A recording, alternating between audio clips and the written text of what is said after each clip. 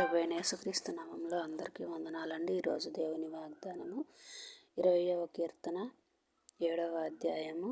ఇక్కడ దావీదు గారు చెప్తున్నారు, కొందరు రథములను బట్టి అతిశయించుతారు, కొందరు గుర్రములను బట్టి అతిశయించుతారు, మనమైతే మన దేవుణ్ణి బట్టి అతిశయించాలని. అవునండి, మనమంతా కూడా మన దేవుణ్ణి బట్టి అతిశయించాలి. ప్రతి ఒక్కరిని కూడా దేవుని యందు భయభక్తులు కలిగి జీవించే వారంగా ఉండాలి. లోకం వైపు చూడక, లోకాసుల వైపు చూడక దేవుని యందు భయభక్తులు కలిగి జీవించాలి. దేవుణ్ణి బట్టి అతిశయించాలి. ఎవరమైతే దేవుణ్ణి బట్టి అతిశయించుతామో దేవుడు వారి కుటుంబాల పట్ల ఆశీర్వాదాన్ని అనుగ్రహిస్తాడు. మనమంతా కూడా భయభక్తులు కలిగి దేవుని యందు అతిశయించే వారిగా ఉందాము. దేవుడిచ్చే ప్రతి ఒక్క ఆశీర్వాదాన్ని పొందుకునే వారిగా ఉందాము. ప్రతి ఒక్క కుటుంబానికి నీవిచ్చే ఆశీర్వాదం అనుగ్రహించబడును గాక. ఆమేన్.